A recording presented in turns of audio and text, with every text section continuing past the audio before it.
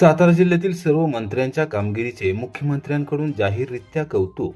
राज्यातील महायुती सरकारमध्ये काम करत असलेले सातारा जिल्ह्यातील सर्व मंत्री कार्यक्षम असून त्यांनी उत्कृष्ट कामगिरी केली आहे, अशा शब्दात मुख्यमंत्री देवेंद्र फडणवीस यांनी सातारा जिल्ह्यातील मंत्र्यांचे कौतुक केले. विशेषतः ग्रामविकास मंत्री जयकुमार गोरे यांनी घरकुल उभारणीमध्ये देशात विक्रम केला असून महाराष्ट्रात एका वर्षात तब्बल 5 लाख घरे उभारण्यात आली आहेत.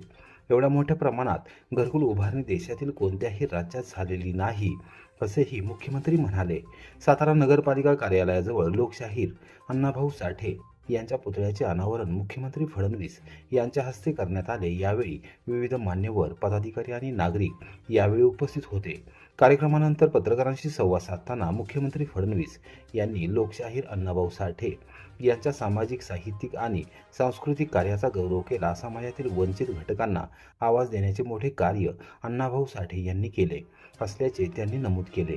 यावेळी पत्रकारांनी सातारा जिल्ह्यातील मंत्र्यांच्या कामगिरीबाबत प्रश्न उपस्थित केला असता मुख्यमंत्री फडणवीस यांनी ग्रामविकास मंत्री जयकुमार गोरे यांच्यासह जिल्ह्यातील सर्व मंत्र्यांच्या कार्याचे विशेष कौतुक केले.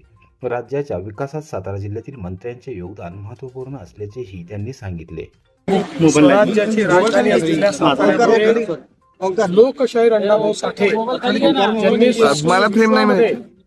आपल्या साहित्यामुळे एक नाव कमावलं. गरिबाचा आवाज, मजुराचा आवाज म्हणून ज्यांना ओळखलं जातं. संयुक्त महाराष्ट्राच्या लढाईत ज्यांनी एक आग अशा प्रकारची उठली होती की त्यांनी अनेकांना स्फुरण मिळालं होतं. अशा लोकशाहीर अण्णाभाऊ साठेंच्या पुतळ्याचं अनावरण करताना मला अतिशय आनंद आहे. साहेब, 2 मंत्री साताऱ्यात, 5 मंत्री आहेत. सगळ्या मंत्र्यांवर तुम्ही विश्वास जो टाकला तो विश्वास खऱ्या अर्थानं सार्थ ठरलेला दिसतोय. कसं बघता याच्याकडे? मला अतिशय आनंद आहे. आमचे सगळे मंत्री अतिशय एफिशियंट आहेत आणि आजचा जो कार्यक्रम आहे, विशेषतः 30 लाख घरांचं जे काम आपण या ठिकाणी करतो, याकरता मी ग्रामविकास मंत्री जयकुमार गोरे यांचं मनापासून अभिनंदन करीन.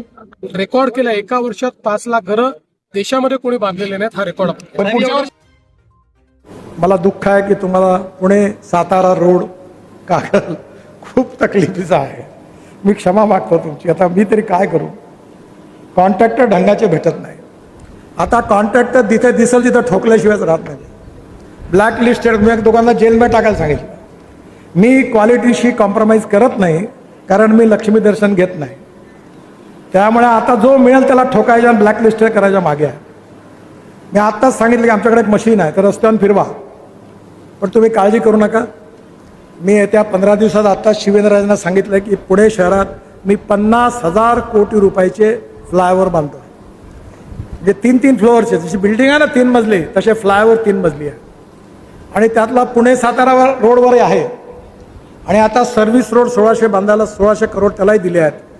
आणि हा जो रस्ता आहे हाही पण जास्तीत जास्त 6-8 महिन्यात पूर्ण करू असा प्रयत्न आहे कागलपर्यंत. आणि त्याचबरोबर पुण्याचा जो रोड आहे वेस्टर्ली बायपास पुणे साताराचा, त्याच्यावर 6,000 कोटी रुपयाचा DPR तयार झाला आहे. रिलायन्सचं काम टर्मिनेट केलेलं आहे, नवीन येणार आहे. आणि हा रस्ता पण चांगला करून पुण्यातून तुम्ही पुणे शहरातून 1 तासाच्या आत साताऱ्यात पोहोचाल अशी व्यवस्था करून. एक गोष्ट समजून घेतली पाहिजे. आदरणीय शंभूराजे त्यांच्या पक्षाचं काम करतात, मी माझ्या भारतीय जनता पक्षाचं काम करतो. मी पहिल्या दिवसापासून माझी भूमिका होती की भारतीय जनता पक्षाचे सगळ्यात जास्तीचे जिल्हा परिषद सदस्य आहेत. भारतीय जनता पक्षाचा जिल्हाध्यक्ष झाला पाहिजे, हे महायुतीचं सूत्राप्रमाणेच गणित आहे. परंतु काही गोष्टी झाल्या आणि ती तशी महायुती आमची झाली नाही. त्यामुळे भारतीय जनता पक्षाचा कार्यकर्ता म्हणून माझी पहिल्या दिवसाची भूमिका होती की अध्यक्ष भारतीय जनता पक्षाचा झाला पाहिजे. शेवटी ती भूमिका होती. मला वाटतं मी काही चुकीचं केलं नाही. माझ्या भारतीय जनता पक्षाचा अध्यक्ष करण्याचं ध्येय माझं होतं, ते आम्ही सगळ्यांनी मिळून ते पूर्ण केलं. त्यामुळे त्यांना थोडासा त्यांना दुःख होणं साहजिक होतं. शेवटी राजकारणाच्या सगळ्या गोष्टी होत राहतात. पण एक आहे की आम्ही आपापला पक्ष वाढवत असलो तरी सुद्धा आम्ही एका मंत्रिमंडळातले आम्ही सहकारी आहोत. आमचे दोघांचे खूप चांगले संबंध आहेत. आम्ही दोघं मित्रही आहोत. त्यामुळं त्यांनी मला कधीच कुठल्या कार्यक्रमाला स्वतः फोन करून बोलवलं नसलं तरी सुद्धा मी त्यांना स्वतः मी काल फोन केला.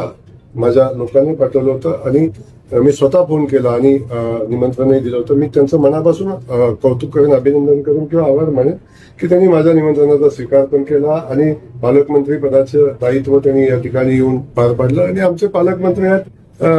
आम्ही सगळेजण एकत्र काम करू.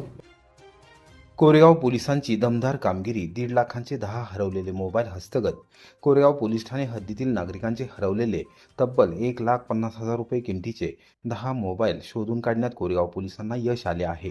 CEIR पोर्टल आणि तांत्रिक तपासाच्या आधारे ही कारवाई करण्यात आली. पोलीस अधीक्षक निखिल पिंगळे, अप्पर अधीक्षक डॉक्टर वैशाली कडूकर आणि उपविभागीय पोलीस अधिकारी राजश्री तेरणी यांच्या मार्गदर्शनाखाली पोलीस निरीक्षक अरुण देवकर यांनी हरवलेले मोबाईल शोधण्याबाबत गुन्हे प्रकटीकरण शाखेच्या पथकाला सूचना दिल्या होत्या. त्यानुसार पथकाने CEIR पोर्टल तसेच इतर तांत्रिक बाबींच्या आधारे तपास केला. महाराष्ट्रासह इतर राज्यातील मोबाईल धारकांशी वारंवार संपर्क साधून चिकाटीने शोध मोहीम राबवण्यात आली. या मोहिमेत कोरेगाव पोलीस ठाणे हद्दीतून गहाळ झालेले 10 मोबाईल हस्तगत करण्यात यश आले आहे. पोलीस निरीक्षक अरुण देवकर यांनी सांगितले की नागरिकांचे हरवलेले मोबाईल शोधण्यासाठी अशा प्रकारच्या मोहिमा पुढेही सातत्याने राबवण्यात येणार आहेत. या कारवाईत सायबर पोलीस ठाण्याचे शीतलकुमार कोल्हाळ, पोलीस कॉन्स्टेबल प्रशांत मोरे तसेच सहाय्यक पोलीस निरीक्षक नितीन केनेकर, पोलीस उपनिरीक्षक अतुल जगदाळे, अमित गायकवाड, हवालदार राहुल कुंभार, गणेश शेळके, अक्षय शिंदे आणि सूरज पोळ यांनी सहभाग घेतला. कराड शहर पोलिसांची कारवाई. नशेसाठी वापरल्या जाणाऱ्या इंजेक्शनचा साठा जप्त.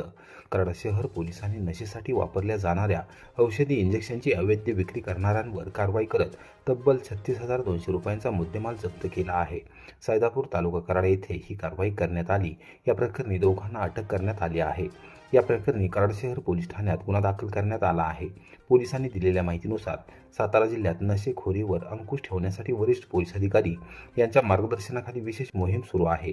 त्यानुसार उपविभागीय पोलीस अधिकारी व कराड पोलीस निरीक्षक यांना मिळालेल्या गोपनीय माहितीनुसार ही कारवाई करण्यात आली. सैदापूर विद्यानगर परिसरातील एका ठिकाणी छापा टाकून सुरेश नंदू कटरे वय 63 व विकास भगवान सातपुते यांना ताब्यात घेण्यात आले. त्यांच्याकडून 30 मिलीच्या इंजेक्शनच्या 26 बाटल्या, एक मोबाईल फोन व अन्य साहित्य असा एकूण 36,200 रुपयांचा मुद्देमाल जप्त करण्यात आला.